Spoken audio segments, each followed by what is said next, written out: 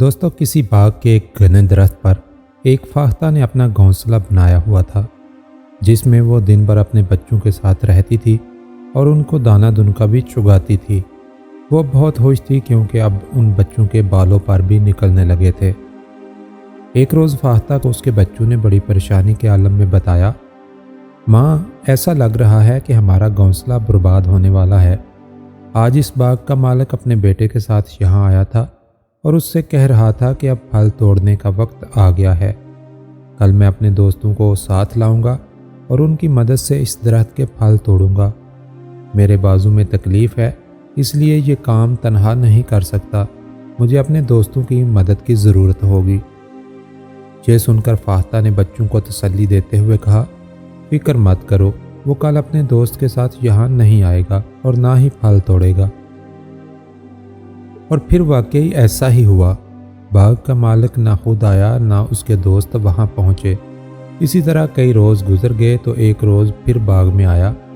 उस वक्त भी फाख्ता अपने बच्चों के पास नहीं थी।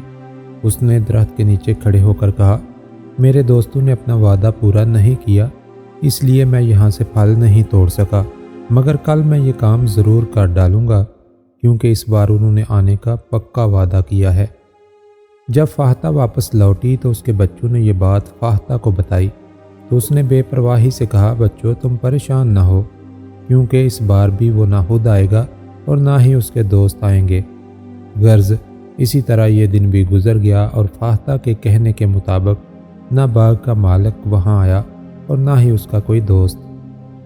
फाख्ता के बच्चे अब मुतमिन हो गए थे। चंद रोज़ बाद बाग का मालिक अपने बेटों के साथ वहाँ पहुँचा और दरख्त के नीचे खड़े होकर कहा, मेरे दोस्त सिर्फ नाम के दोस्त हैं, उन्हें मुझसे कोई हमदर्दी नहीं। अभी तक कई बार वादे करके टाल चुके हैं, लेकिन मुझे अब उनकी ज़रूरत नहीं। मैं खुद ही कल तुम सब के साथ मिलकर इस दरख्त के फल तोड़ दूंगा। वैसे भी मुझे दूसरों पर भरोसा करने की बजाय अपने आप पर भरोसा करना चाहिए, इसी में बेहतरी है।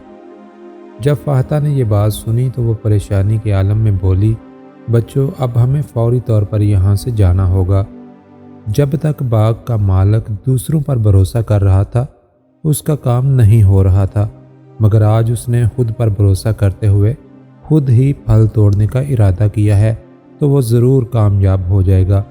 इसलिए अब हमें यहाँ से जाना ही होगा। फिर वो अपने बच्चों को साथ लेकर वहाँ से परवाज़ कर गई। दोस्तों, आपने जान लिया होगा कि किसी के सहारे बैठे रहने से कुछ नहीं होता, लिहाजा जो कुछ आप ज़िंदगी में करना चाहते हैं वो आपको खुद ही करना होगा। सहारे ढूंढने की बजाय कमर कस लें और शुरू हो जाएं। इंशाल्लाह रास्ते खुलते जाएंगे। अगर आपको ये वीडियो पसंद आई है तो इसको लाइक करें, दूसरों के साथ शेयर करें और कमेंट्स बॉक्स में अपनी राय का इजहार ज़रूर करें।